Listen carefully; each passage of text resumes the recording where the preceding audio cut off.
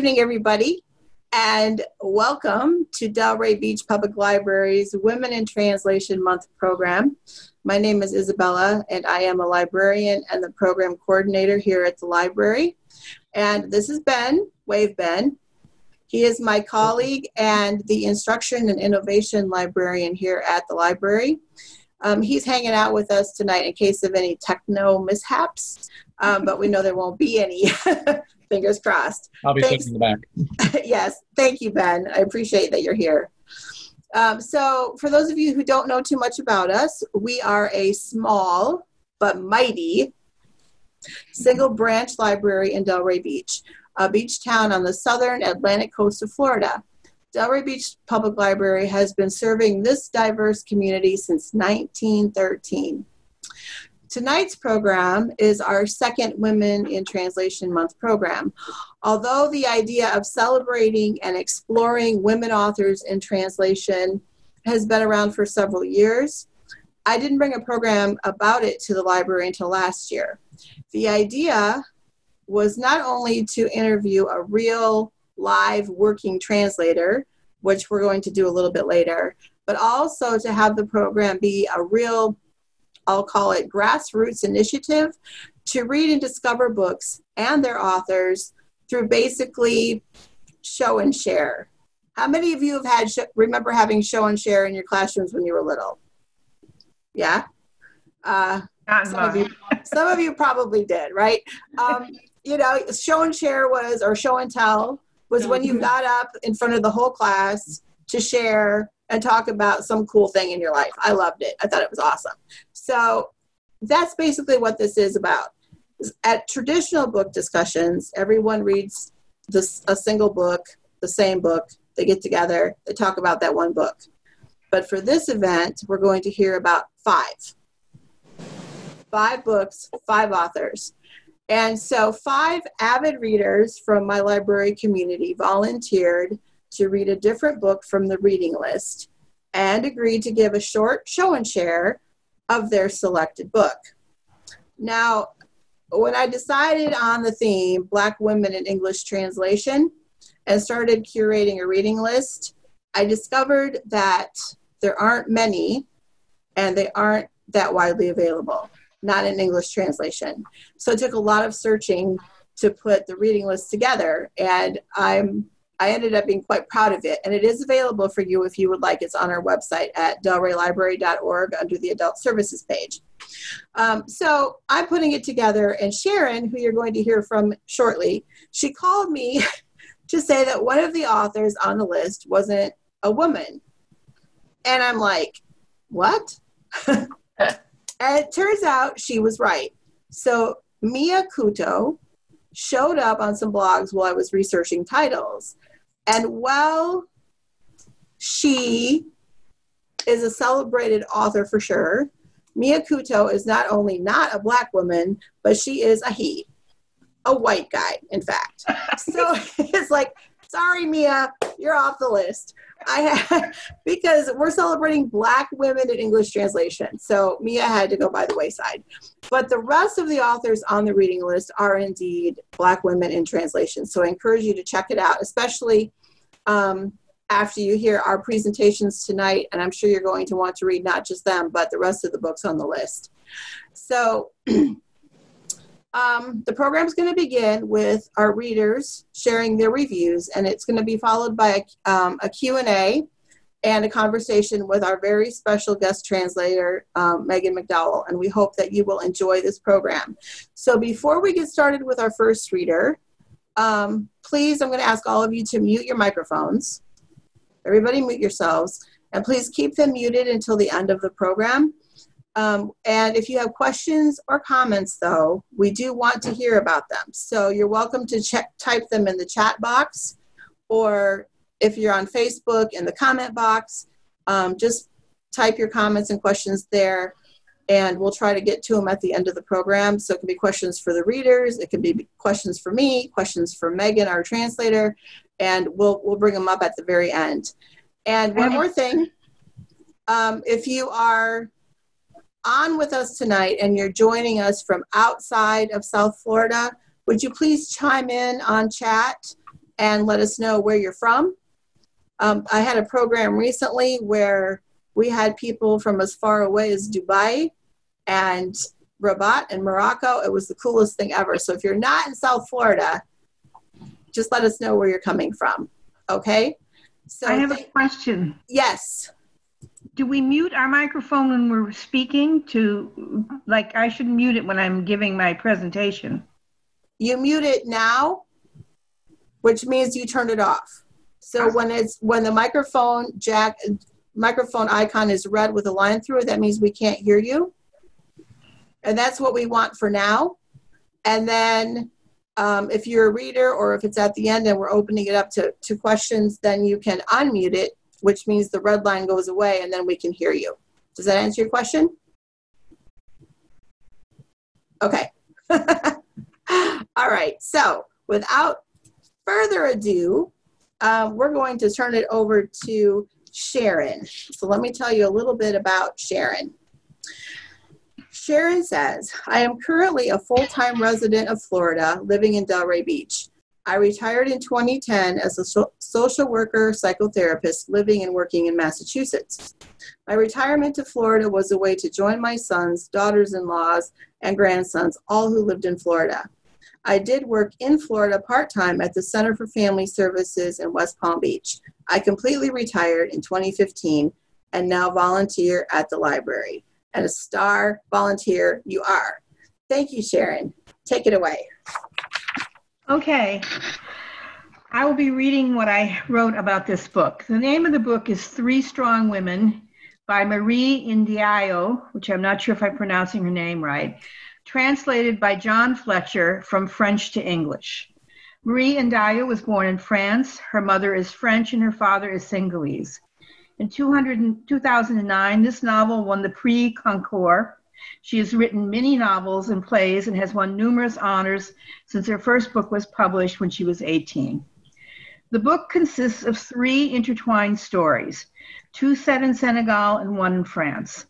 The time moves back and forth within the 3 stories from past to present. It is hard to tell in which decade the first and second story takes place, but the third part is clearly in the present.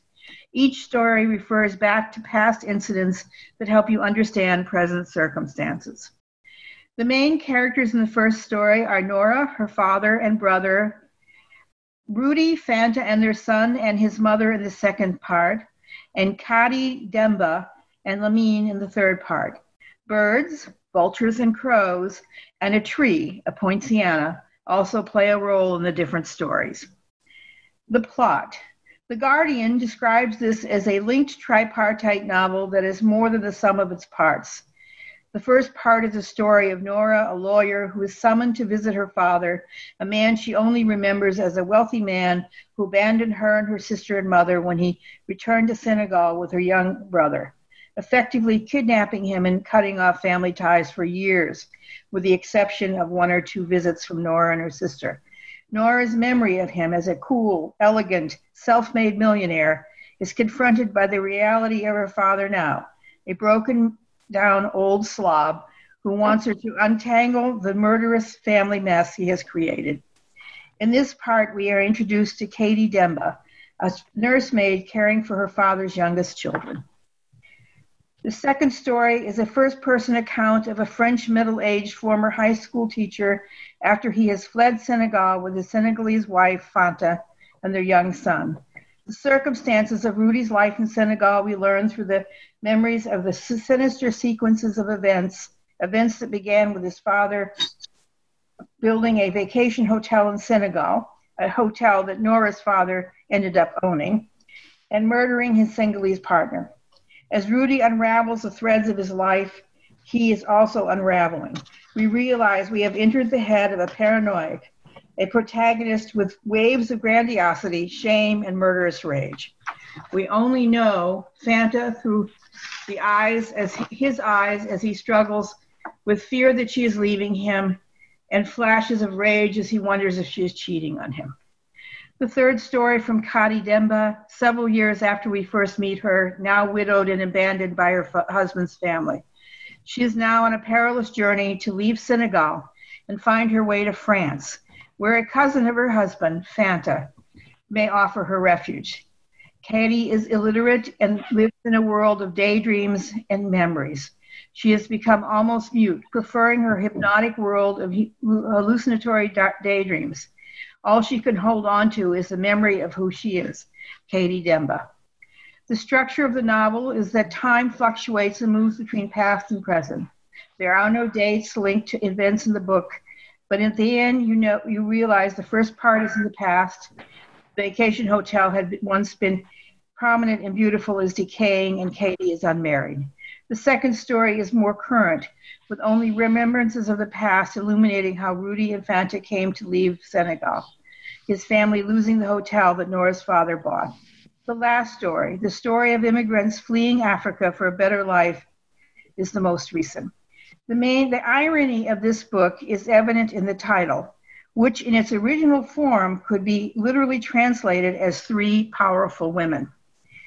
The heroines of this book are powerless, their lives ripped apart by narcissistic family members and partners, and by the always absent but powerful father.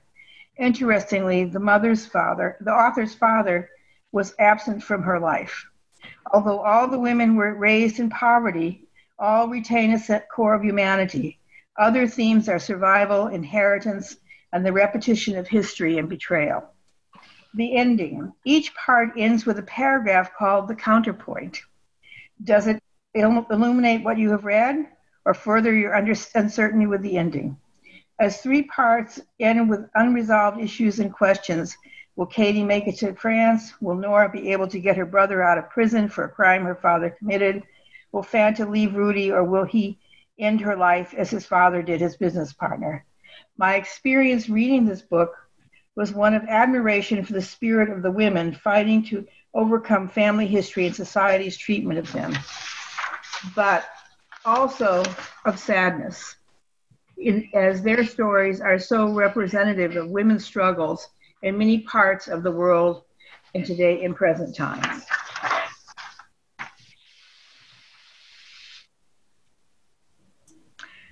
That's it. I was on mute, sorry. Thank you very much, Sharon. I appreciate you participating and sharing that with us. Next up, we have Alexandra Goodwin. Alexandra Goodwin was born in Buenos Aires, Argentina, and moved to the United States following the military coup of the 1970s in her country. She is a full-time business owner, but manages to find time to pursue her writing career. She is the author of Whispers of the Soul, What Color is Your Haiku, Kaleidoscopio, and Exchange at the Border. She has translated the novel A Different Passion and the poetry collection Captive Madness, both written by Jimena Rubio del Valle from Spanish to English. Alexandra is currently co-president of the National League of American Pen Women Boca Raton branch, and she is working on her memoir. Welcome, Alexandra. Thank you very much, Isabella. It was my pleasure to read this book, as I said before. It was eye-opening, it was inspiring, it was soul-searching, and all of the above. The book that I read is called Malambo, and the author is Lucia Charum Illescas. She was born in Peru in 1950 to an African family.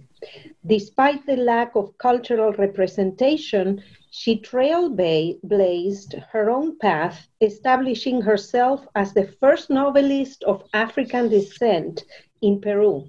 To me, when I learned that was extremely powerful. She grew up reading the great classics of Hispanic and world literature, such as Alejandro Dumas, Garcia Lorca, Cesar Vallejo. And this is how she finds her voice, which she channels through the written word. Malambo was first published in Italian in the year 2000 in Italy. The following year was published in Lima, Peru, in its original Spanish. So she wrote it in Spanish, then she didn't publish it in Spanish, published it in Italian. And then a few years later, 1 year later, she was able to publish it in Peru in Spanish. And then in 2004, the English translation was published in the United States by the University of Chicago. The translator is Emmanuel Harris II. Charún Illescas is a writer and a journalist at this moment, and the author of several articles and short stories. And she has published in many foreign magazines, and she's a recipient of the Lira Prize for short stories. And she currently lives in Hamburg, Germany. She's been living in Germany for the last 15 years. So Malambo, the setting of this novel takes place in Peru, obviously, at the time of the colonies, after the discovery of America. The setting changes from city to city as the characters move within their journeys. However, the central place around which all the sub-stories happen is the town of Malambo, which is the title of the book. And Malambo is a fictional town where freed slaves make their home. There were many characters in this novel, too many to list. And at first, I thought that the main character was Tomasón Vallumbroso because the novel opens with him and it also ends with him. But clearly, other characters gain importance as the protagonists of their own journeys. There were so many that I had to keep notes on my night table and write it down. That's not really a reflection of the book. It's a reflection of my memory and maybe perhaps my age. I don't know, because I can't keep track of all these names. And also the names are foreign names, and they are a mixture between African dialects and Spanish. So it was very hard to relate to the names and keep them in mind. So also I had to keep track of their activities and the relationships between each character. The novel is written in third person, so you feel that there is always a narrator whispering in your ear. There is no plot that you can really follow. It's basically a character-driven novel. Only a string of mini plots and events succeeding one after the other, and the only connection between them is the presence of the Rimac River, on whose shores the town of Malambo was built. The river speaks and hears the gossip of the people of the town. It even hears people's thoughts and feelings, so that was a little spooky to imagine when she explains and she describes the setting where the river is flowing and you're walking along the river and you're thinking something and you're like, I wonder if the river knows what I'm thinking or what I'm feeling at this moment. So the river becomes a character in itself, and it's always present in the lives of the people that inhabit Malambo. This is a book that keeps you turning the pages because you really want to see where the plot begins. I was really waiting for the plot to begin. And by the end of the book, I realized there was no really plot. I can't tell you that the book was about this, but it's clearly a historical account of the time, at the time of the colonies, of how they treated the slaves and how they treated the people who had been freed as slaves. In your journey through reading, you end up accepting that there may not be a narrative thread, only a river that if you follow it, it will bring you treasures and riches beyond your usual expectations. And I am not going to tell you what they are. You need to read the book for that. The twists in the narrative are very metaphorical, and they bring an aura of poetry to the writing style of the author. In fact, the book is practically one long work of poetic prose, and it elevates the mundane and the ugly, such as the exposure of slavery and human trafficking, to the lofty level of poetry. For the most part, the timeline is in the present with an occasional flashback to illuminate a backstory. I think that the main theme is to illustrate how life was at the time of the colonies, but not just anybody's life, specifically the lives of the people who were subjected to slavery, how the new settlers abused their powers, even their rights and their privileges, to the detriment of the African population in which they traded. It was very disturbing for me to actually read the description of how the slavery came about and how the masters transacted their purchases and sales of human lives without any regard whatsoever of their value as people just like them. The book is extremely well researched. It exposes a period of history that should serve as a lesson of what not to do. You as the reader will experience fear, resignation, hope, and hopelessness, and also hatred. In the end, the ending was very satisfactory because the characters achieved change, and the story, being well-rounded, delivered a punch as a history lesson. And I personally believe that this book should be mandatory for high school students all over the world, not just in Peru, not in the United States, all over the world. The story of slavery in America as a whole, North America and South America, it should be learned. And it exposes the slavery, how slavery impacted the rest of the civilization. I was engaged very much in the poetic language from the very beginning, and I found it to be lyrical, uplifting, and very inspiring.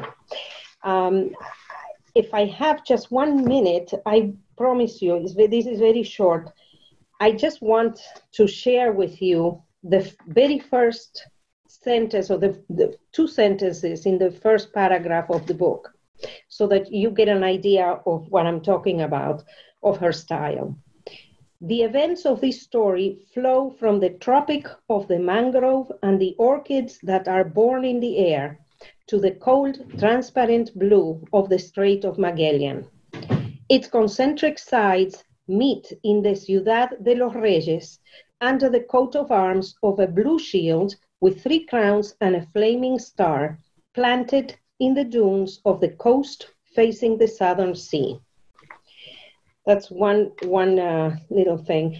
And then, in spite of having to cross Stonebridge daily to visit his friends and having to go through a village hacienda, he preferred to settle there. People said that he was more noble than communion bread, that his look possessed powers of enchantment, that his eyes were capable of making others sleep, but that he himself never slept. At least that is what the pebbles under the water of the talking river swear. I just loved it. So thank you for having me and giving me the opportunity to read this. This was really a nice discovery. Thank you, Alexandra. Sounds like a great book. Yes. All right, next up we have Bonita Goldstein. Originally from New York City, Bonita became a citizen activist when she moved to downtown Delray to help stave off overdevelopment and keep the charm of the village by the sea. She credits this experience as providing inspiration for continued writing, which she has pursued up north.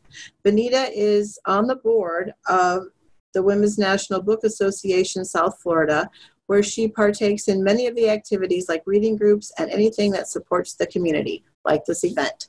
Thank you, Bonita, and welcome. Thank you. I just want to say, Alexandra did a great job, and it's a tough act to follow.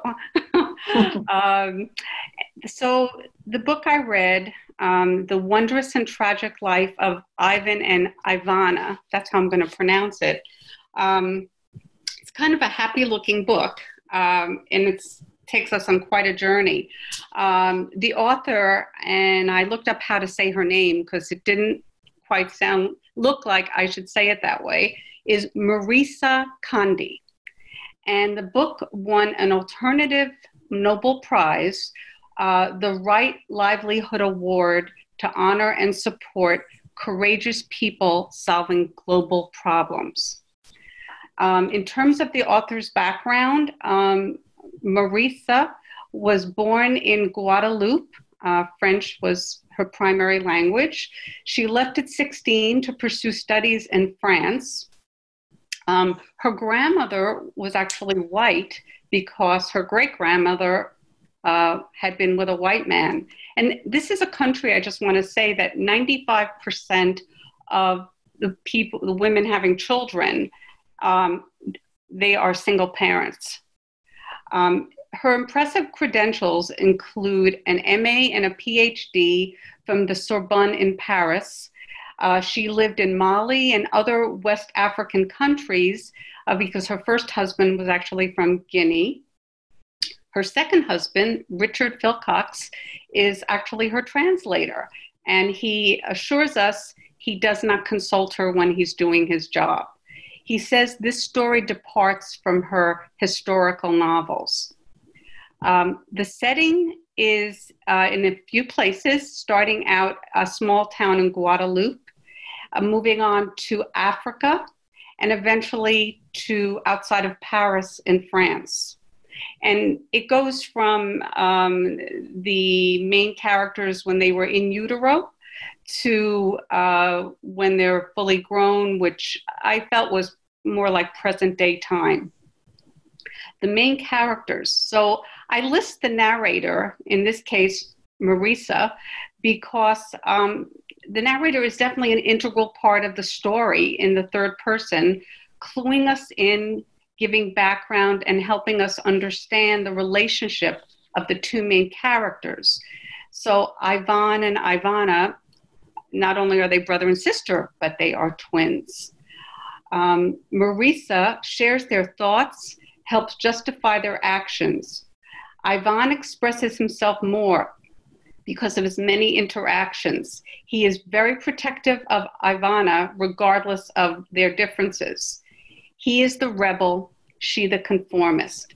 Some of the characters in the story create precarious situations for Ivan. While Ivana matures following her career, her brother is often in compromising struggles to find himself. The plot. Not giving too much of the storyline away, we've been warned. Their mom, a single parent, again, very common in this country, named Simone, makes sure her twins are very close, maybe too close. However, as they age, Ivan is much more disobedient, influenced by others who have a profound effect on him in rejecting Western ways. When Simone insists they visit their father, whom she never married, who lives in Africa, and spend time there, the story takes on a more turbulent tone. The journey of Ivan's upheaval becomes long and arduous, affecting his sister as well. This starts the roller coaster ride you will experience. Ivan continues heading in a more radical direction, thinking it will bring the world to a better place. The plot is both engaging and mesmerizing, with infinite twists and turns in Ivan's encounters and where his sister fits in. You never know what is going to happen next, nor totally surprised sometimes by the complications that occur. Timeline. For the most part, the story, as I mentioned, does seem like it's in the present, moving forward as the actions continue to progress. Some references to things that happened before occur in their earlier childhood, but emphasis is in the moment as it then progresses to build to the final denouement. Main ideas, themes. The world seems to be very turbulent for Ivan and very right on course for Ivana. As their two worlds collide, you wonder if her world of love and kindness will overtake his unaware but dangerous forays. They both seem to be looking to make the world a better place, but have very different versions how to accomplish it. The ending satisfactory? The narrator, once again, has taken us on this journey, is very matter-of-fact about this, that this is the way it is, accept it or not, saying it is out of our hands. This gives us some quiet resolution. In the epilogue, she being Marisa, we have done the best we can. How true that is. Experiencing the book, I was never bored. The many characters in the book feed into both elements in the title, wondrous and tragic, regarding the two main characters. The depiction of inequality in living conditions, economics, politics seem to mirror the world today. And that goes back to Marisa's husband's statement. She has placed the reader at the very heart of our modern times. The passage I'd like to share with you is from the narrator, no surprise, on Ivan's thoughts when demoted at his hotel job. She quotes, "The world was far different from what he had imagined, that the earth was not round, but full of fissures and faults, saying, we live in an imperfect world trying to make it a better place. Marisa did this by writing this book." Wow. That sounds like quite the story. Man, when you told me it was a page turner, thank you, Bonita. Thank you so much. Okay, next up, we have Janette Williams. She says, I was born and raised in South Africa. English degree from University of Cape Town, and taught high school English until immigrating to Israel in 1970. In 1973, with my American husband and a baby son, we returned to the States. I taught Hebrew for 8 years at a religious school in Raleigh, ABC? North Carolina. Sorry. Became a paralegal, then in my 40s as a widow, became an RN. Wow. Still have my license, but with COVID, happily semi-retired and still reading. Excellent. Thank you, Janette. Go ahead. Okay, so this book was very small. It's called The Belly of the Atlantic, and it's by Fatou Diom. She's also from Senegal, and definitely a small, short book. So my review is going to be far less detailed than the other wonderful reviews that I've heard. But she was born in 1968, Fatou, in Niodor, Senegal, and it's a little island off Senegal. And so Isabella was saying, oh my goodness, mine's about Senegal. I said, but this is an island which is almost totally self-sufficient. And then she moved to Strasbourg in 1994 and has lived there ever since. So the story begins in June 2000 with the European Soccer Cup between Italy and Holland. And it goes back and forth from the protagonist, her name is Sally, the narrator who lives in France, and the island of Niodor in Senegal. It describes the history of Sally, who now lives in Paris and writes part-time, otherwise doing menial cleaning work. And her half-brother, Madike, who's still on the island, football crazy, and lives in impoverished circumstances there. He is so besotted with it and dreams of making it big as a football star in France. Sally spends most of her time in this very short book trying to dissuade him that this is not a realistic dream and highly impossible that he will succeed. However, there are characters that are brought out that describe mostly men that have gone to Paris or gone to France and, quote, made it big, but actually didn't. They would be working menial jobs, but scrounged enough money so that when they came back to the island, they were the big men. They could buy a store, and they were the wise men that were consulted with everything. However, there is some tragedy as well, because one of the men who was picked to do workouts or tryouts in France as a soccer star. Of course, he imagined that he was going to, make it big, and didn't. And then it brings out the fact how difficult it is for somebody that doesn't have papers to survive there. And he's actually shipped back to Neodor, where he lives in disgrace for a long time. And then, because this isn't the ending, he subsequently commits suicide. So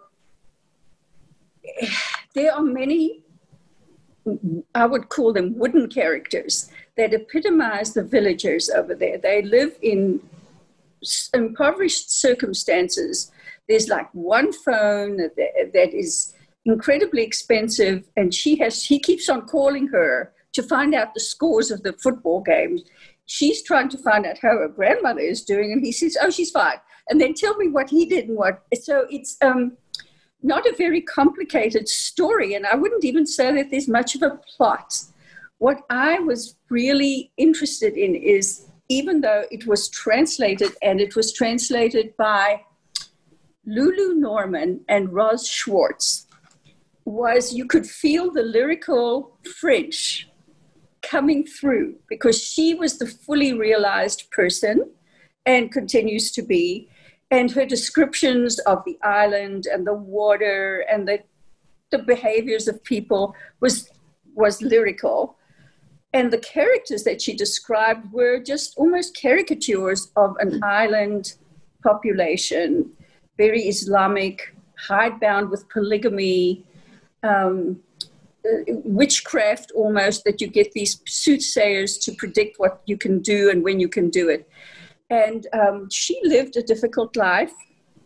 She was illegitimate, and her mother married somebody else. He made life for her unmitigatingly miserable. So then she was taken over by her grandmother, illiterate but very wise.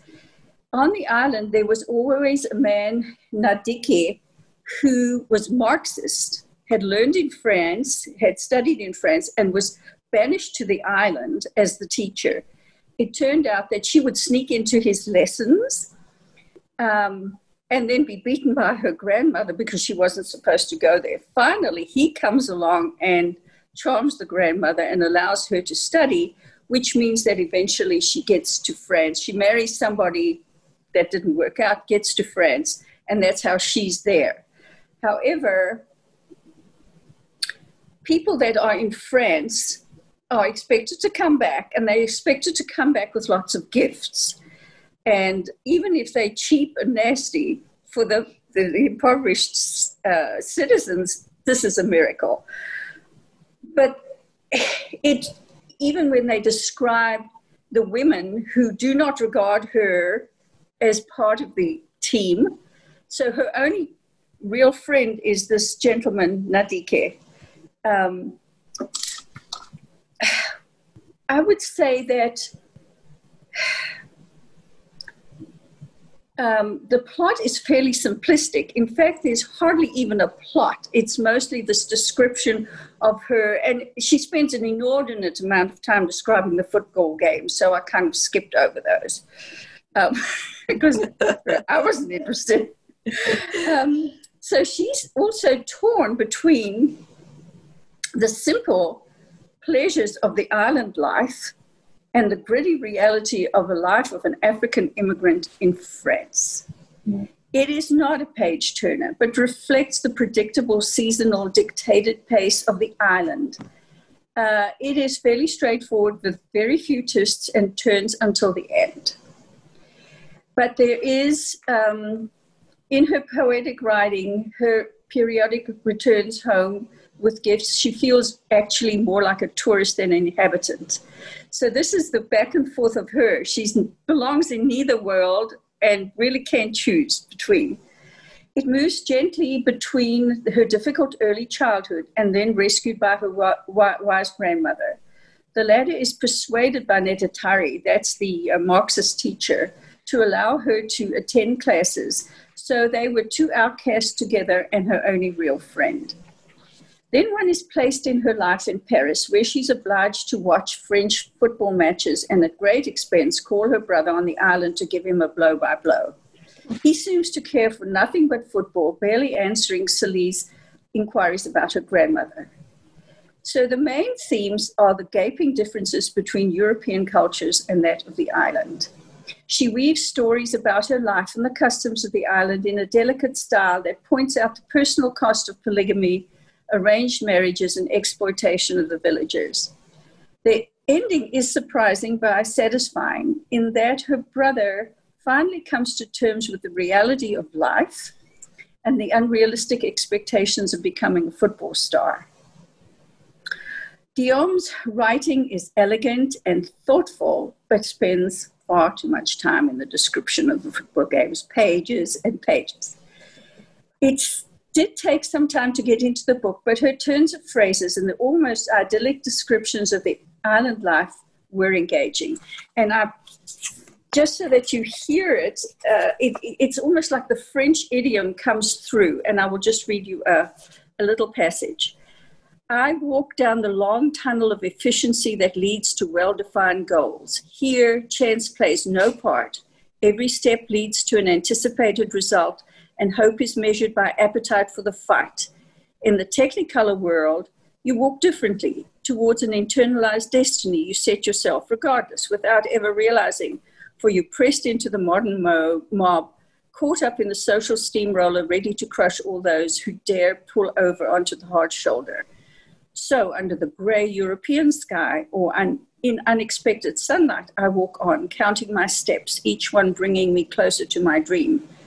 But how many kilometers, how many work-filled days and sleepless nights still separate me from that so-called success my people, on the other hand, took for granted from the moment I took them I was leaving for France. I walk on, my steps weighed down by their dreams, my head filled with my own. I walk on and have no idea where I'll end up. And in the description, which tended to be tedious a little bit, but very elegantly described, it brought to mind the racism that exists in this country. Because the African immigrants that get to France are reviled and live a very desperate and miserable existence. So it was today so much more poignant than it would have been at any other time. I enjoyed reading her for her elegant phrase. The story was not the big story. Thank you. Thank you very much, Janette. I personally love football, soccer, so I might enjoy reading it. I don't know. We'll see. Okay, we're down to one more. It's me. I hope that's okay. I am the facilitator, so I kind of get to be involved, right? So I did pick a book off the list, and I read it. I chose to read So Long a Letter by Mariama Ba, and you can see all of my flags. I will read my review for you, but I encourage you to read it because as I was preparing this, I looked at all my flags and I'm like, these are all things I wanted to tell them, and there's not enough time. So anyway, you should pick it up. So it was originally written and published in French in 1979 and translated into English in 1981. The translator was Madupe Bode Thomas. It was one of the first novels by a Senegalese woman in French, and it was the first African novel to win the prestigious Noma Award for publishing in Africa. Mariama Ba was born into colonial Senegal in 1929. Her childhood and adolescence would take place against the backdrop of her country's march to independence from the French. Her native languages were French and Wolof. Her mother died when she was very young, and so she was raised by her father and her maternal grandmother, who was Muslim. At her father's more open-minded insistence, Mariama received a Western colonial education at a French school. She was part of the first generation of Senegalese girls to do so. She would go on to marry 3 times, have 9 children, become a school teacher, and eventually an author and outspoken advocate for women's rights and the eradication of inequalities between men and women in Africa. This book took the practice of polygamy head on, and she believed that, and I quote, the sacred mission of the writer was to strike out at the archaic practices, traditions, and customs that are not a real part of our precious cultural heritage. Ba wrote 2 novels in her lifetime, So Long a Letter and Scarlet Song. She is considered to be one of the pioneers of Senegalese literature. The book is thought to be semi-autobiographical, and it takes place against the backdrop of Senegal's independence from French colonial power. This is an epistolary novel, with the story told as one long letter from the protagonist, whose name is Ramatoulaye, written to her best friend Aissatou. And I don't know if I'm pronouncing those names correctly. This is very much a character-driven story told in the first person from the point of view of Ramatoulaye. The letter begins with Ramatoulaye reminiscing about her friendship with Aissatou and their growing up together, and it brilliantly captures the strong bond of female friendship, even when life pulls them in different directions. Eventually, though, we get to the heart of the letter and the story, when we find Ramatoulaye and her co-wife, the much younger Binatu, who was once the best friend of her daughter, who have just learned of the death of their husband, Modou. What follows is a fascinating look at the Senegalese customs of death, widowhood, and the allocation of marital assets. The letter meanders back and forth through time, events, and memories in Ramatoulaye's life, leading up to the ending, where as she comes out of the mourning period, she goes against culture and tradition and rejects several suitors and marriage proposals, choosing instead to remain an independent woman and a single mother. As a single mother, she faces the same things as single mothers everywhere: broken bones, secret smoking, even the sex talk. But her biggest challenge emerges when she learns that one of her daughters, an unmarried daughter, is pregnant. From a cultural and religious standpoint, this is a veritable disaster. Upon hearing the news, we bear witness to her inner struggle about how to respond. At first, this part is particularly moving for me, so that's why I'm choosing to share this part. So she stands there in steely silence. Her teeth are just gnashed in anger. But then she has this moment of introspection that we are privy to, and she thinks about what it means to be a mother. Like, what does it really mean to be a mother?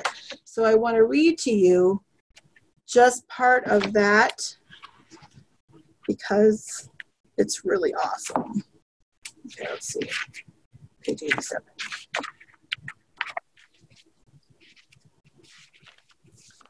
She says, one is a mother in order to understand the inexplicable. One is a mother to lighten the darkness. One is a mother to shield when lightning streaks the night, when thunder shakes the earth, when mud bogs one down. One is a mother in order to love without beginning or end. One is a mother so as to face the flood. Was I to threaten in the face of my daughter's shame, her sincere repentance, her pain, her anguish? Was I? I took my daughter in my arms. Painfully I held her tightly with a force multiplied tenfold by pagan revolt and primitive tenderness. She cried. She choked on sobs. How could she have lived alone with her secret? I was traumatized by the effort and skill employed by this child to escape my anger. I felt sick. I felt terribly sick.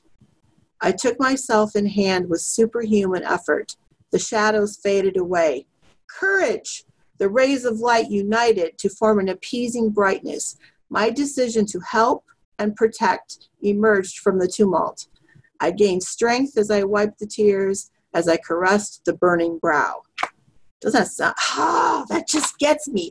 And the thing is, and I didn't plan this, okay, but in the midst of this pandemic, my very first grandchild was born.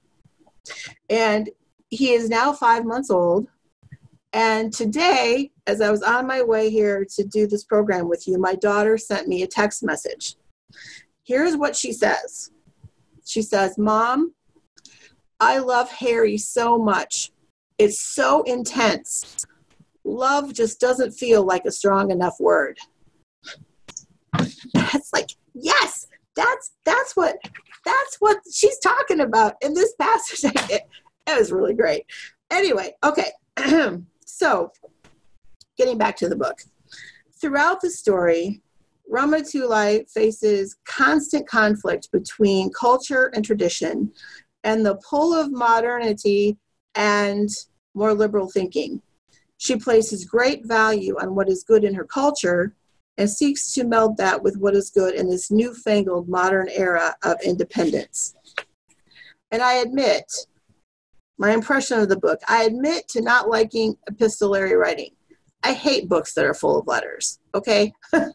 I think it helped, though, that as the title says, it's one long letter, because the salutation begins on page 1, but you don't get the complimentary close until page 95. I could live with that. And honestly, I wasn't even going to read this book at first because I had doubts about it. I thought it was going to be too old-fashioned or irrelevant. I mean, Ba is old enough to be my grandmother, and I just thought it would be not really relevant for me. But the truth is, the writing of the unfolding of Ramatulai's life was incredibly honest and engaging. I found myself often saying, yes, that is how it is. Or, oh my God, you are so right. Or, oh my God, I felt that way too. And there was this nagging question about the path that Ramatulai would choose when her period of mourning ended, and she found herself squarely facing the fork in the road. I was very happy with her choice. So I came away from this book wishing, first of all, that I could have met Mariama Ba. And I wish that she had lived long enough to write more books. This woman was a trailblazer, and this book makes it very clear that the experiences of women are the same everywhere in some form or fashion, and that we truly are a sisterhood. Thank you. Okay, now we're on to the next big thing. Megan, are you there? I'm here. Can you hear me? We can hear you. Can everybody hear her? Okay. So I would like to introduce our special guest translator, Megan McDowell. Megan McDowell has translated many of the most important Latin American writers working today, including Samantha Schweblin, Alejandro Zambra, Mariana Enriquez, and Legna Rodriguez. Her translations have won the English Pen Award, the Premio Valle Inclán, I do not speak Spanish, and the Shirley Jackson Award, and been nominated 3 times for the International Booker Prize. Her short story translations have been featured in The New Yorker, The Paris Review, Tin House, McSweeney's, and Granta, among others. In 2020, she won an award in literature from the American Academy of Arts and Letters. She lives in Santiago, Chile, where she is currently Zooming with us. Welcome, Megan. We are so happy that you could join us tonight for the special Women in Translation Month program. So glad you're here. Thank you so much. I'm so glad to be here. And thank you to everyone who read their book reviews. That was really interesting. I just got chills at that last part that you read, Isabella. Oh, thank you. Yeah. No, it was all really good. I have a list here of books. One of the problems with being a translator is that you end up reading the same books over and over again. So it's good to get recommendations. For sure. Okay, so this is a Q&A, and I have a list of about 500 questions. So as time permits, we'll see what we can do to get through them, because I want to leave some space for, the members of our audience to ask some questions as well. So it's the beginning of your program with us, so let's start at the beginning. Can you tell us a little bit about your background and how and why you became a translator? Well, let's see where to start. So I grew up in Richmond, Kentucky, and I was always a very big reader. I studied English in DePaul University, but while I was in college, I started realizing that the books that I was really interested in tended to not come necessarily from the canon of books that we were reading in English classes, but rather from other countries. I got really interested in, learning about writers who came from languages I didn't speak, cultures I wasn't very familiar with, and then when I graduated, I spent a year doing a publishing fellowship at a publisher called Dalkey Archive Press, and that press focuses a lot on books in translation and experimental literature. So that was kind of my real education in translation. And at that point, I was really interested in working as an editor of translation. I got really into the kind of the activism side of translation. There's this number that is always tossed around that only 3% of the books that are published in a given year in English are in translation.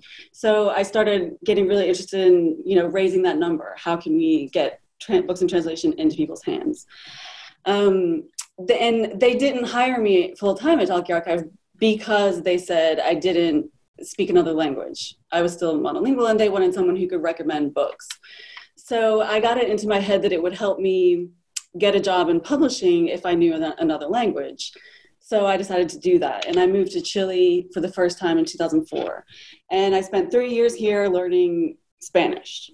And then I went back to school, did a master's with a concentration in literary translation. And then I started publishing books. So I think that my experience, the key things of my experience were the publishing fellowship and the master's degree, but also being here in Chile, learning here. I think a lot of times translation is a little more of an academic practice. Sometimes people are translating books by writers from countries they've never been to, and they don't, live the language. And that was necessary for me because I started learning Spanish late in life. So I needed that kind of immersive experience. So that's it. I've been translating books for the past 10 years. I moved back to Chile in 2016 or 15, something like that. Cool. Thank you. So what was the first book you translated, and what was that process like? The first book I translated was a book by Alejandro Zambra, and the book was not his first bonsai. It was his second novel called The Private Lives of Trees. And basically, when I was working on my master's, I was in Dallas, Texas, which is a great program, but I really hated Dallas, Texas. All I wanted to do was come back to Chile. So I came back here for the summer, winter here, but summer in Dallas. And I spent those 3 months kind of trying to find a project. I went around to bookstores, and I talked to booksellers, and I talked to editors and readers, and I asked who the interesting younger writers were. And I got a lot of names, but everyone mentioned Alejandro. And so I just wrote him and said, I'm looking for a book to work on in my translation workshop class.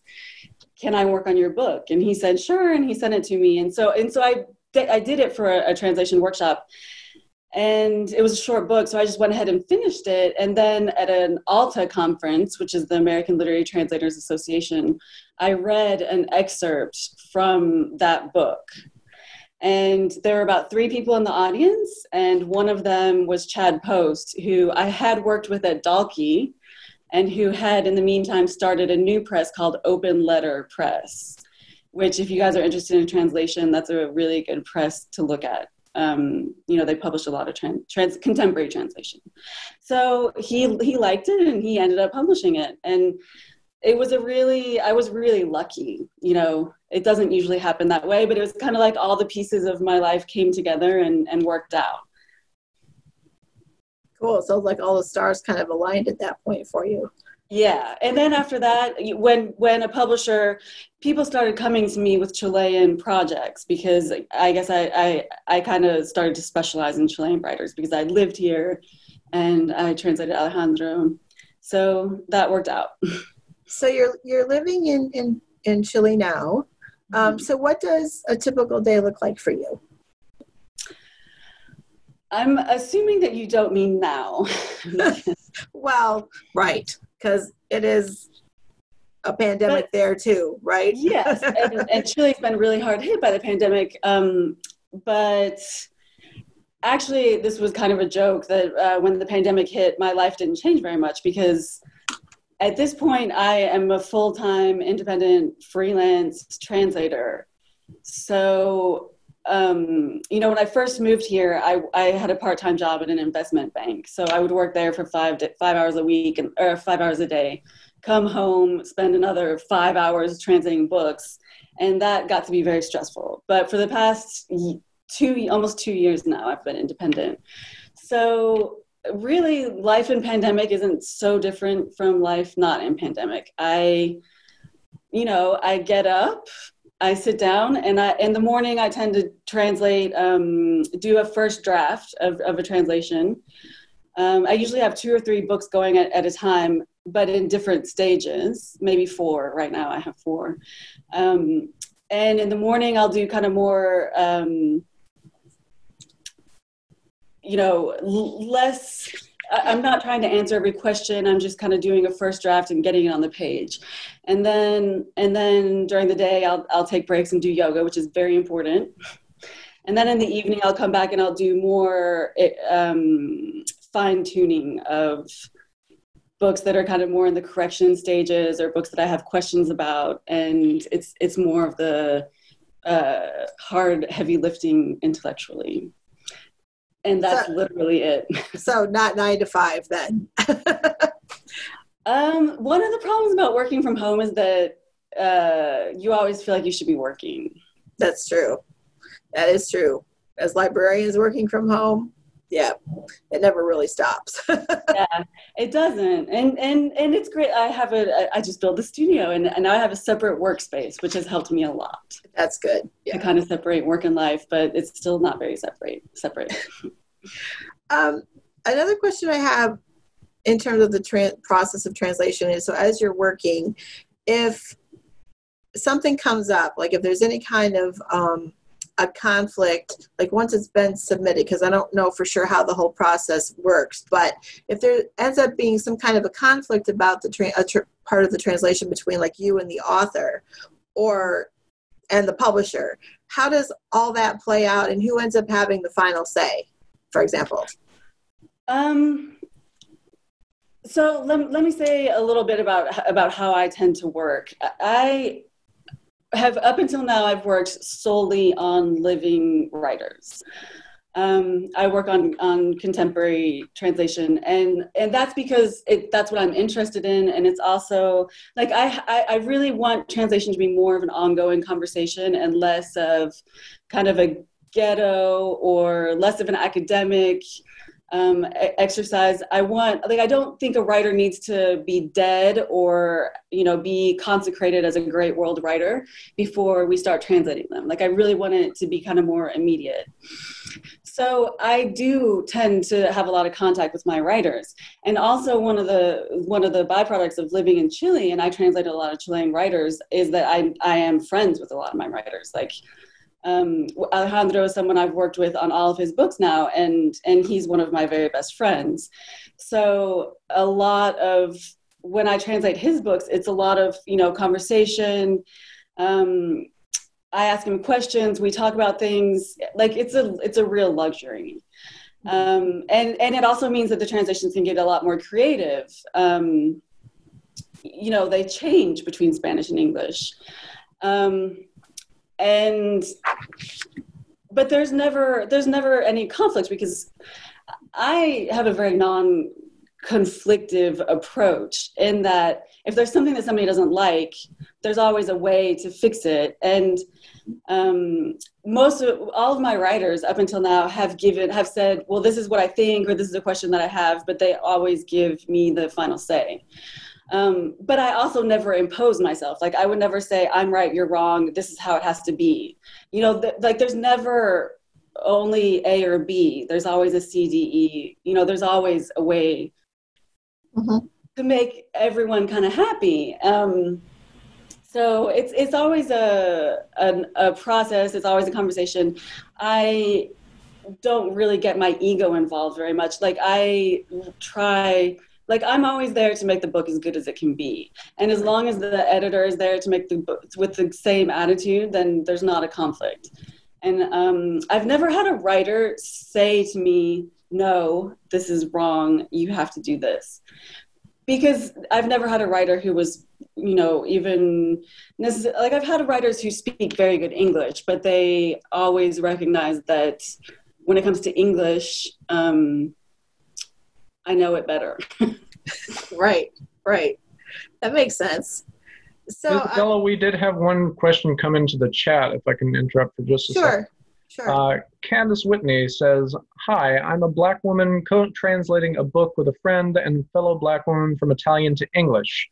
The book is an anthology written by Afro-Italian women. She wants to know, do you have recommendations on how we can get into spaces related to translation?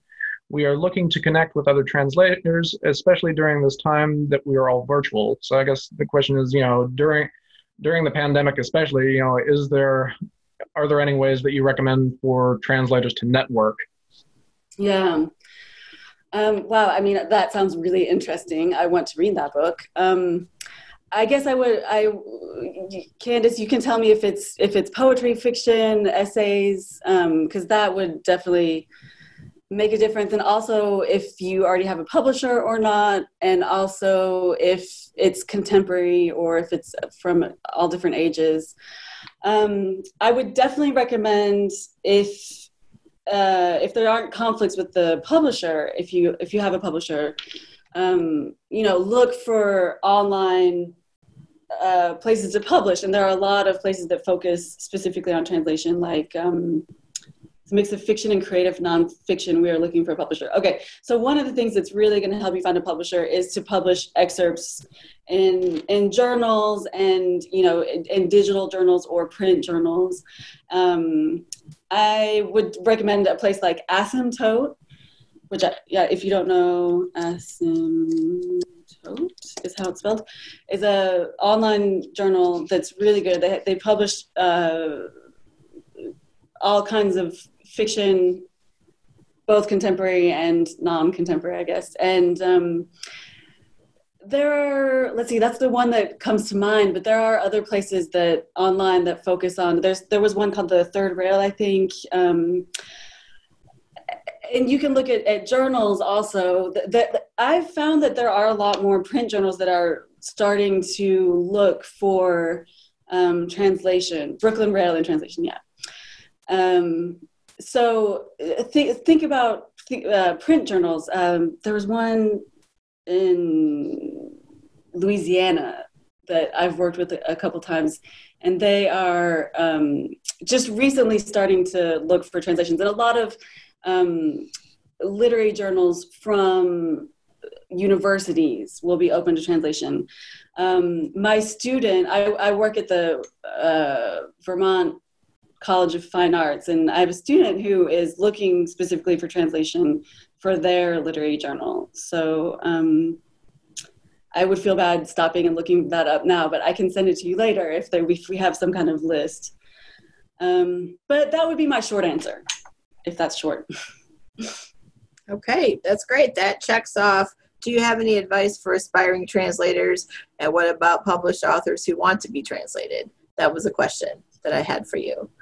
So, published authors who want to be translated. Are we talking about published authors from other languages or from... Right. So if you have a book published in English already, or in Spanish already, or in whatever, and you want to get it translated to something else.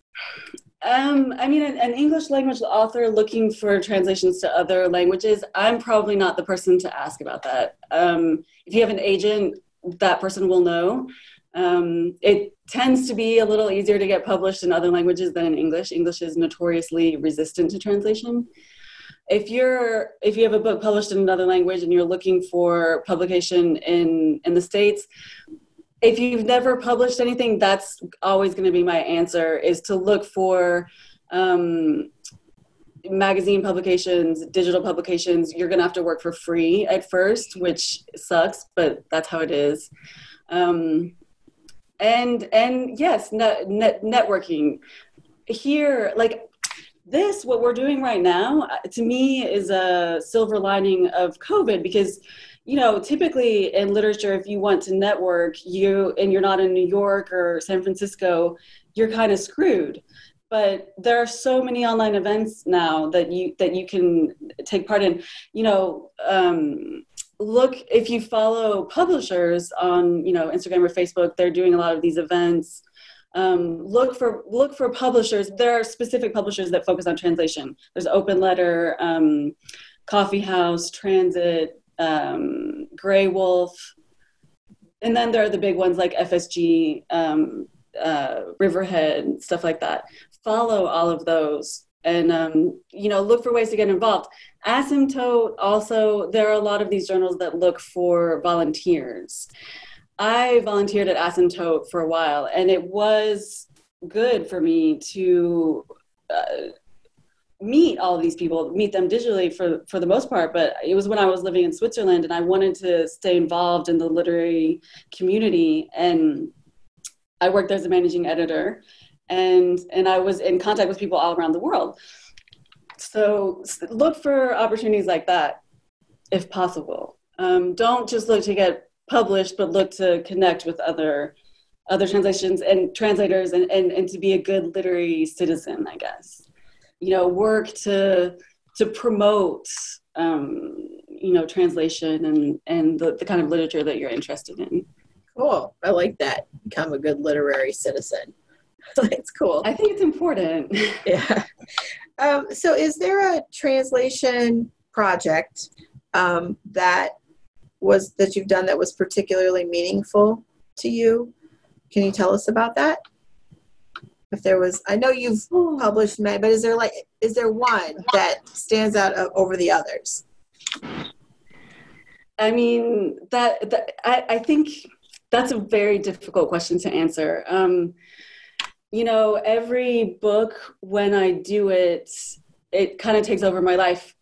I really, I suffer for the books that I translate, and I experience joy from the books that I translate in the same way I think a writer does, and also in a different way from the way a writer does.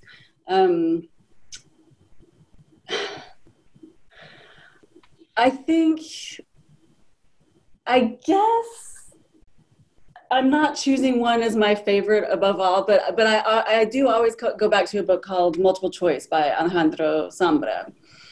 And this was a book, it's an experimental book. It's based on a multiple choice test that they give here in Chile. It's like a college placement exam. So the entire book is in the form of a multiple choice test. Some with like one word answers, some that are like reading comprehension, others that are fill in the blank. And the original has a lot of kind of wordplay, rhyme, double meanings, and it plays a lot with Chilean culture. So when we were working on the translation, I heard someone in their reviews talk about literal translation. There really is no such thing as a quote unquote literal translation. Even when I'm doing what I think of as the most straightforward translation, my translation of it is going to be different from yours. But multiple choice for me is a good illustration of that, because there was no way to even approach a quote unquote literal translation.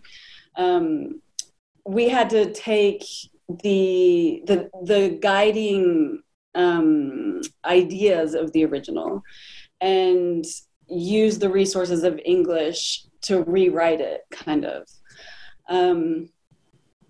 And we also did a lot of questioning of the cultural references, because, you know, there were a lot of references to Pinochet, a lot of references to musicians or Chilean poets that people wouldn't necessarily get in English. So sometimes we would replace them. Now, that this is maybe questionable, and it's not something you would do if you were translating a dead writer, but because the idea was to guide the reading experience in a certain way, it was a decision that we made for that book. I can kind of show you. I made a list of them, a pile of them here. It's this book, and you can see even on the cover that it has a multiple choice, and it's this kind of thing. So the beginning parts are kind of very poetic, and then it gets into more prose. So that's if you're forcing, gun to my head, if you're forcing me to choose, I think that what that book gives interesting things to talk about in terms of translation. And every book has those kinds of things, but this book is all kind of creative translation, if I can put it that way. Yeah, so that leads me to like the big question about what gets lost in translation. So is there anything that is particularly tricky to translate, or how do you deal with, you know, what part does culture play? Because obviously there are cultural things in Chile that Americans are not going to understand. So it's a little touches on what you just said, but I'm curious, you know, does the language have something to do with the culture? What gets lost, if anything? Well, I feel like the phrase or the question lost in translation has done so much damage to reading and translation, because people think translation and they immediately think loss. They immediately think inferior, derivative, all of these things. And, you know, I've had people ask me, Megan, why should I read in translation when there's so many good books written in English? And to me, that's an astonishing question. The answer is obvious, but I'm never going to say that. Okay, so I think that's detrimental to think of translation that way. I think it's better to think about what is gained in translation, which is a whole new book, you know, that you can read if you don't read Spanish. And it's true that you're not reading it from within the same framework of a Chilean. And that's a question that I ask a lot when I'm translating. You know, sometimes I have to go to my writer and I say, okay, is a Chilean person going to understand this reference immediately? Is it something that they're just going to know, or is it kind of like what level is that? I personally, when I'm translating, until now, and this is probably going to change, but until now, I've never included a footnote. I've never like explained things. I always find there's something called glossing, which you can explain a term or an idea in a text. I try to find kind of creative ways to get around things that people aren't necessarily going to understand. Also, I'm aware that people are reading probably within 10 feet of a computer or a telephone. And True. These days, if people don't know something, they can look it up. And I do think about that. You know, if there's something that I have to Google, I always check, is there something that's going to explain this in English? And then, you know, I think if people really want to know, they can go look it up. Also, I think that reading a Chilean book from outside of the Chilean context is what makes it interesting. You know, right. You're refreshing your literary perspective.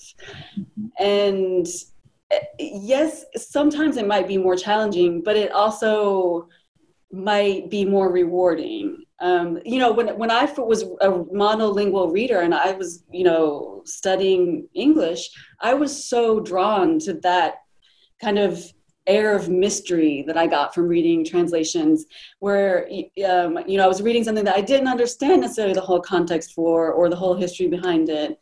And sometimes it was frustrating, but for the most part, I found it just fascinating.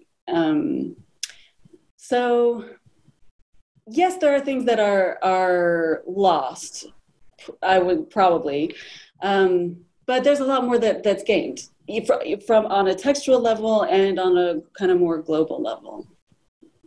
Excellent. So you have chosen to be a translator. That's your life's pursuit. That's your career. That's your passion. So tell us a little, you kind of touched on this already, but tell us why translation is important. Which would lead me into the next question is, can you talk a little bit about the state of translation now? Instead of the state of the union, what's the state of translation? Why is translation important? This is something that I almost just take as a given. It's like something that's so dear to my heart and important to me. But I'm also wary of telling people you should read in translation, because it's not like taking medicine. It's not, right. Going to school. To me, it's fun. And, translation is such a huge thing that, you can read one thing here that you're not going to like and another thing here that you will like. And it's just kind of, the more you read in translation, the more context you're going to have, the more you're going to know what you're looking for. Maybe there's something that draws you towards Argentine literature like there was for me, or Dutch literature. To me, I guess if I were to connect it to the issues of the current day, I think the United States tends to be very inward looking, and the United States tends to have this kind of that, there's this idea of American exceptionalism and superiority, and so many people don't look outside of the United States. Like they think that the culture, and it makes sense. And the United States is a huge country and it's kind of a monolith, but there's a lot inside of it. And it takes a real effort to look outside of it. But I think that some of the side effects of reading fiction, in terms of understanding other people and being empathetic and caring about other people's stories. And story to me is very important. I think it's like the fundamental way human beings communicate. And pass on information is through stories. Mm-hmm. If we only listen to stories from within our culture, then we're going to be more resistant to people from other cultures. And so that's something that I've come to, as I'm intellectualizing what I do. I started reading in translation just because I thought it was cool and fun and interesting. But if I were to say why it's important, why you should read in translation, I think it's vitally important to just human understanding. I like that answer. Thank you. I'll ask you, I got one more question and we can open it up to other questions, I think, if anybody has any. So you're so busy translating all the time and working all the time. Do you ever have time to read for pleasure? And if you do, what and who do you read? I do sometimes read for pleasure. It kind of goes in phases. Right now I'm in a phase where I have several deadlines that I'm kind of frantic to meet, so I spend a lot of time in front of the computer. And I don't have a lot of time to read, but I do try to read in Spanish because for obvious reasons, B in English. I think it's important to keep, in an ideal world, I would find writers who were kind of similar to the writers I was translating and maybe read them for 10 minutes before I sat down to translate, because it's good to have possibilities in English in your head. I have my way of speaking and writing, but it's good to expand your idea of what's possible in English. And I also try and read in translation from other languages. I do have some translators who I follow, and I try to read what they do. The most recent book I read was this book. It's a Chilean book, Piñén by Daniela Catrileo, which is she's a Mapuche writer in Chile. Mapuche is the native peoples in Chile. And this is, when I'm reading in Spanish, I try to read from, independent presses, maybe writers who are maybe less well known. This is the advantage to living in Chile, is that, I can look around, I can go to book fairs, I can see what's not necessarily making it to the United States, or it is difficult for me to get books in English here. So during quarantine, I've been kind of looking around me and reading books that I've had for forever and haven't necessarily read. Does that answer your question? Yeah, sure, it does. And speaking of, so since you're reading a lot of Chilean literature, do they have a pretty good, what's the status of their publishing down there? Is it pretty strong? Yeah. With lots of writers and they're cranking out books? Yeah. Chile is a small country, and most of the literary community is concentrated in Santiago, which is part of the reason why I was interested in this book, because she is not necessarily based in Santiago. Although now that I say that, I'm not sure. There are a lot of small presses. There are a lot of independent presses.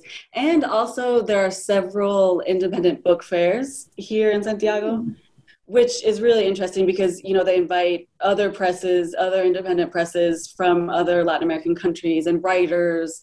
I would say that Santiago has a pretty vibrant literary community, which I really like. I've never lived, in the States. I lived in Kentucky and Chicago for a little while, but like I said, I feel like the literary culture is concentrated on the coast, and so for me, it's great to live in a place where literary life actually happens. That's cool. Are there any up and coming authors that our readers should be on the lookout for? That you know of, that are maybe being translated, not necessarily by you, but are just anybody that you've, heard of? Yeah, I would keep an eye on Alia Trabuco, who's a younger Chilean writer. She's only had one book translated into English, but it was shortlisted for the Booker last year. And she's got a couple other books that are in the works. I'm going to have to talk about my writers too. Of course. That's the next question. Paulina Flores is a younger Chilean writer. This is her book of short stories, but she has a novel in the works that I'm really looking forward to. Up and coming writers. The thing is, let's see. There's some Mexican writers, Daniel Saldaña, that I think are interesting to keep an eye on, but he's, I think, already got his third book in translation, so maybe less up and coming. I'd have to give that a little more thought, I think. No problem. So you've got some stuff that you're working on now. Can you say anything about what you're working on personally? Well, yeah. Legna Rodriguez is a writer who I just had a book come out from McSweeney's, and it's her first book in English, but I predict that she will have much more. And she's a really interesting Cuban writer. She writes a lot of poetry and some fiction and nonfiction. She's very prolific. Right now, what I'm working on, I'm really excited about everything that I'm working on, so I don't want to take up too much of your time on this, but I'm finishing a book by a Spanish writer named Sara Mesa, and the book still doesn't have a title yet in English. It's something that we're still talking about. But she's a phenomenal Spanish writer who everything I've read by her is just very surprising on a small scale. Like she's very good at describing relationships in a way where you think you know what's going on, but you kind of don't. She never falls into what you're expecting. And I'm working on 2 long projects right now. One by Mariana Enriquez, who I've done one book, her book of short stories, which is also great. This is a very long book. It's called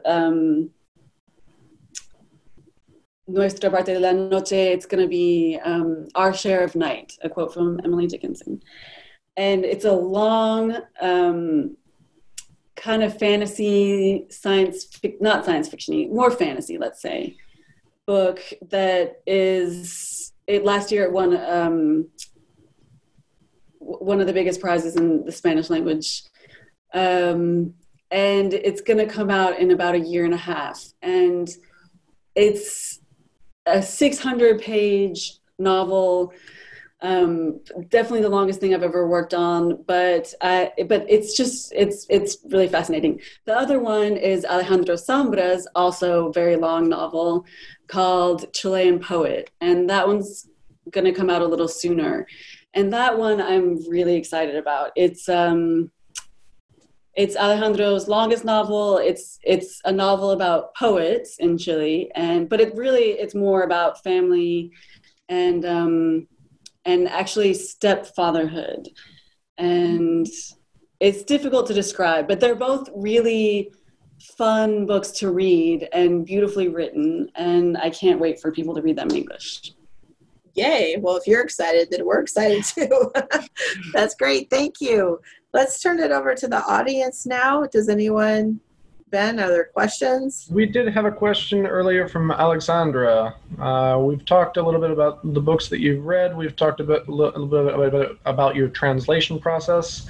Alexandra wants to know, do you read the book first to have an idea of what it's about or the degree of difficulty or level of writing, or do you jump in and begin the translation right away? So do you get a sense of the entire novel before you begin translating, or do you just start?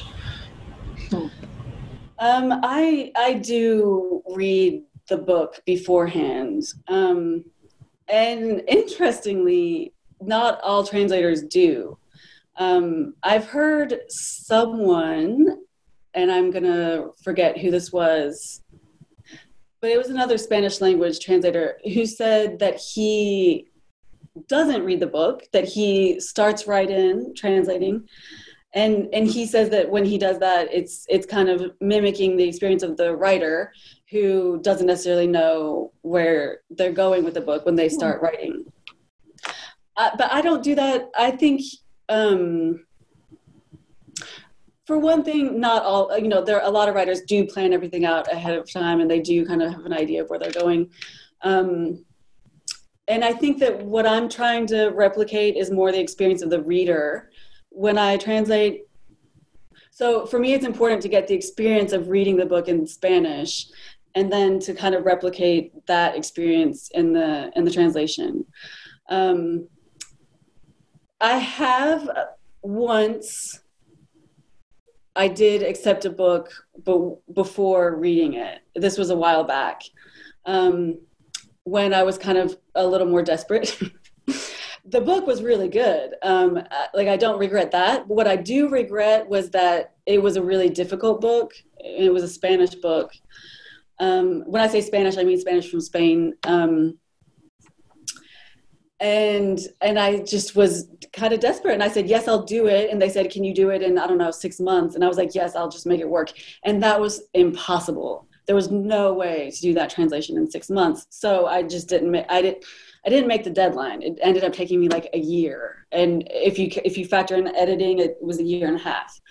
So, I think it is important to know what you're getting into before you start translating. At this point, a lot of my writers are repeat offenders. They're people that I always work with. And that is another thing that's really important to me, is to, like, I like to start translating them with their first book and then continue translating their books. So a lot of the books I'm working on, if not all of them, are people that I've been working with for a long time. Great, thank you. Anyone else? If you don't want to type it in, we're a small enough group now, you can unmute yourself. Or if you have any comments.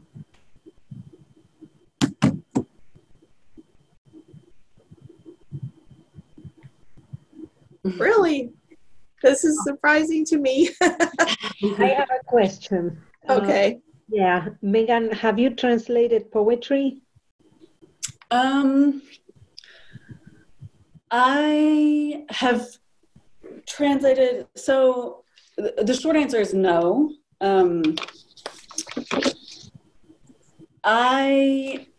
People ask me that question a lot, and they always, when I say no, they always follow it up with, oh yeah, I guess poetry is really hard. And I always get really offended by that.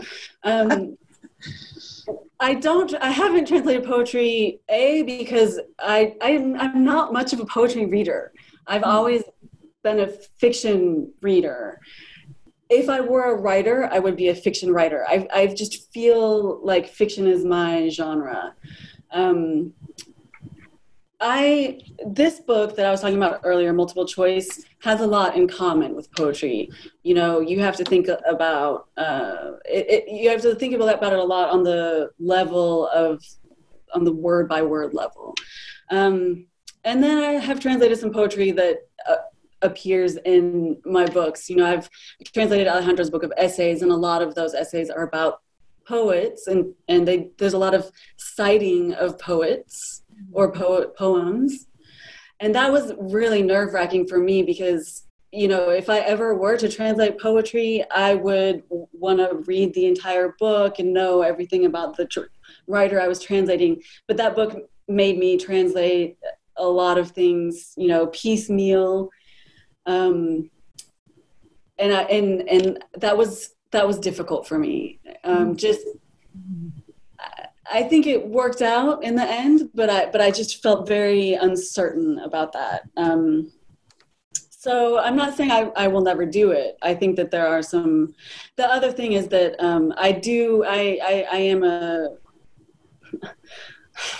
there aren't a lot of poets or poetry books that get translated, unfortunately. Very few people read poetry, and when they do, it's hardly ever in translation. So it does tend to be more academic. I think a lot of people do it for the love of it. And I just don't have a poetry project, but that's not to say it could never happen. Yeah. Thank you.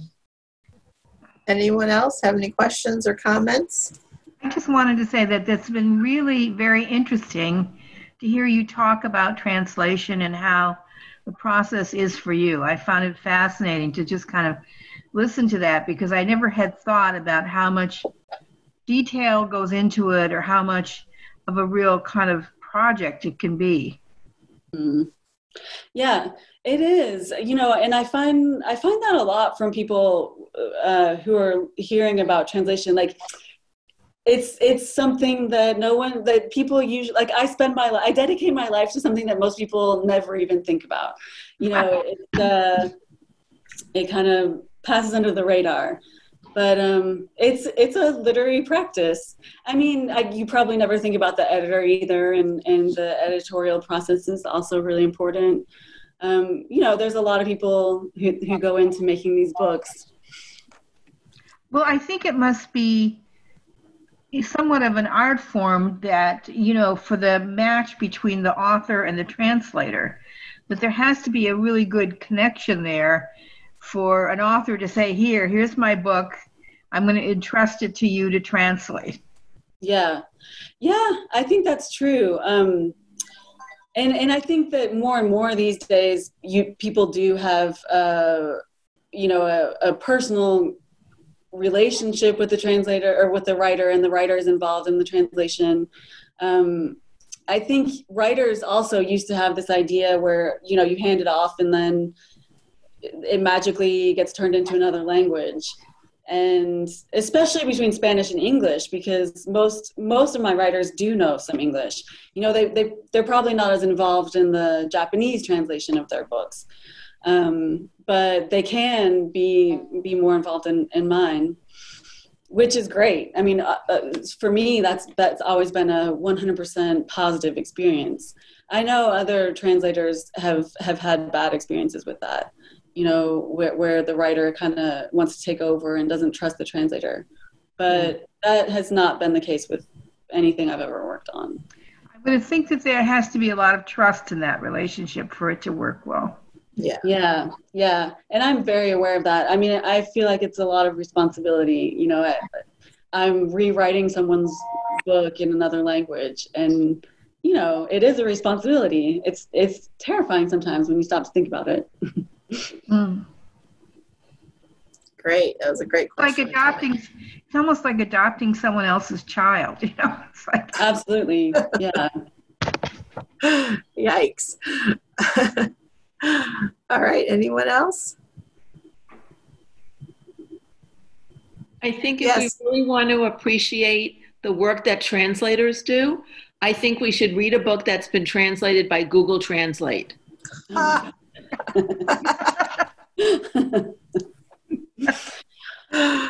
don't know how far you would get in reading that book. Oh, yikes. That's something. Anyone else? Okay. Megan, it's been fantastic. I'm so honored that you answered my email and said, sure, I'll be a part of your program. I appreciate it so much. It's been very informative, and you've been just great with us, answered all our questions, and I look forward to reading your books, because I admit I haven't, but we have almost all of hey, you guys, we have almost all of her books in the collection of the library. Wow. So when we reopen, you can get it in print, you can get it in digital format from Overdrive or Hoopla or our new outlet, Cloud Library. So please check her out. I'm definitely going to read the one. What was the one that you just? Multiple choice. Multiple choice. Yes, yeah. I'm going to get that one. Maybe I'll sneak it out of the library before I leave tonight. Isabella, would it be possible to get a list of the books that she's translated? I have yes. I also have a website. They're all on her website. Okay. MeganMcDowell.com. It's MeganMcDowellTranslation.com. It's really long. But since this is Women in Translation Month, yes. So these are the women that I've translated. There's Paulina Flores, Samantha Schweblin. This is a new one that's just come out, Little Eyes, and Fever Dream, also by Samantha. And this is Mariana's book of stories, Things We Lost in the Fire. And I have, and there's one, Lina Meruane, Seeing Red. These are, I think those are all the women that I've translated, if I'm not mistaken, and I recommend them all. Excellent. I think Women in Translation Month is one of the greatest things that has happened to translation in recent years. So I really appreciate you doing this program. I really appreciate you guys taking the time to read the books and giving the reports. This was really fun. Great. Thank you. It was a good time. Thank you, everyone, for being here. Thank you, Megan. Stay safe, be well, and keep on reading.